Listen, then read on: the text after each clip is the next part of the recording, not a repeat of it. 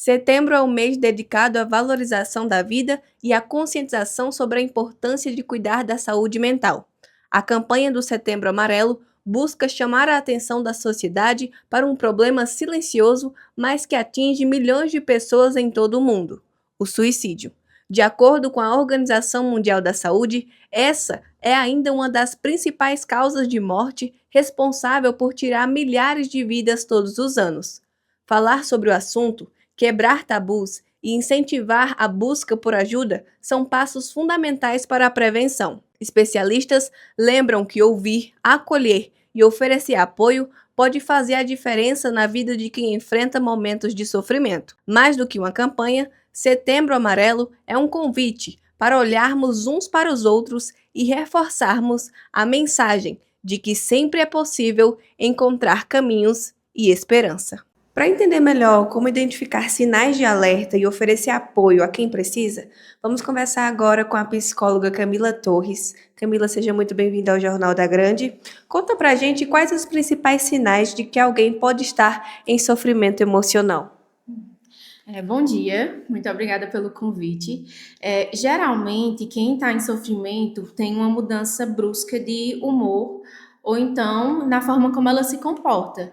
E aí a gente pode citar uma tristeza exacerbada, uma agressividade, né? Ou então essa pessoa ela pode passar a se isolar, passar a ter dificuldades de realizar as atividades diárias dela e assim, desde uma higiene pessoal até trabalho, ela começa a passar a ter algumas dificuldades nesse sentido.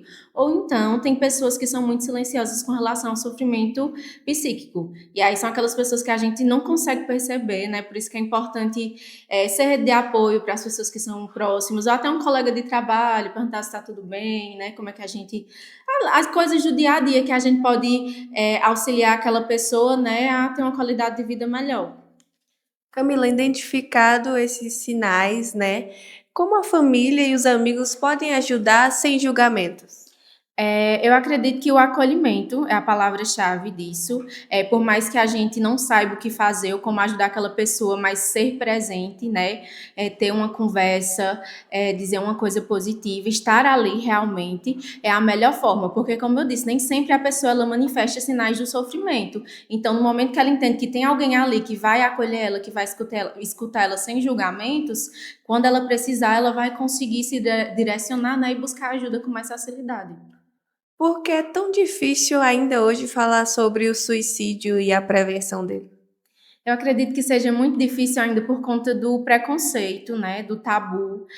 Uma pessoa que vivencia uma situação de ideação suicida, ela se preocupa com o que os outros vão pensar, ou então alguém que já perdeu uma pessoa que foi vítima de suicídio, ela se culpa por não ter conseguido ajudar, por não ter conseguido ser rede de apoio. Então, acho que por isso, né, é uma questão cultural mesmo, de que o suicídio é uma coisa errada, às vezes tem uma questão religiosa, né, dependendo que pode envolver. Então, é por isso que ainda é muito difícil se falar sobre suicídio. Qual a importância de procurar um profissional para ajudar nessa questão? É muito importante porque no nosso dia a dia, na nossa vida, às vezes vão acontecendo alguns acúmulos, e aí a gente vai entrando em sofrimento ou ficando muito sobrecarregado com muitas demandas que a gente tem que enfrentar todos os dias. E aí o profissional, ele vai nos ajudar a lidar melhor com todas essas questões. Vai ajudar a gente a administrar melhor, a desenvolver ferramentas que vão facilitar a nossa vida, que vão fazer com que a gente enfrente esses desafios do dia a dia com mais facilidade, para não chegar no extremo, que é tipo uma ideação suicida, ou o próprio suicídio, ou então um transtorno mental, né? E coisas relacionadas a isso.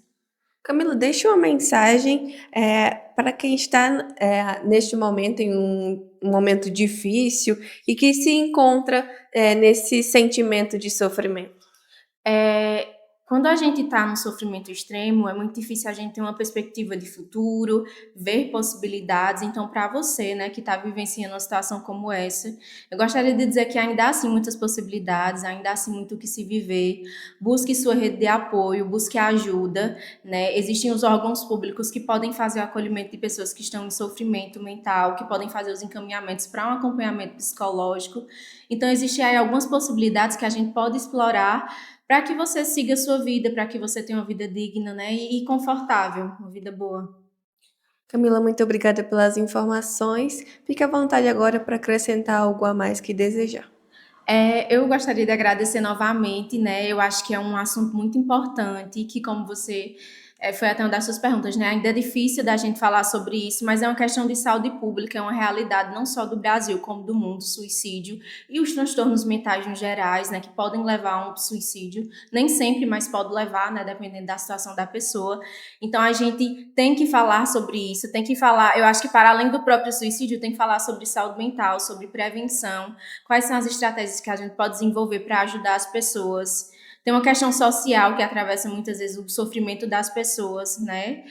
Socioeconômica, situação, condições de vida, de morada, enfim, muitas questões. Então, a gente tem que desenvolver, por exemplo, políticas públicas que vão auxiliar essas pessoas, né, para que elas tenham uma vida digna, como eu disse, e uma vida que vale a pena se viver. Então, a gente tem que pensar na prevenção, até muito mais do que no próprio suicídio em si, só. O Setembro Amarelo reforça a importância da escuta e do acolhimento. Se você ou alguém que você conhece precisa de ajuda, o CVV oferece atendimento 24 horas pelo telefone 188 ou pelo site cvv.org.br, com informações sobre como identificar esses sinais de alerta.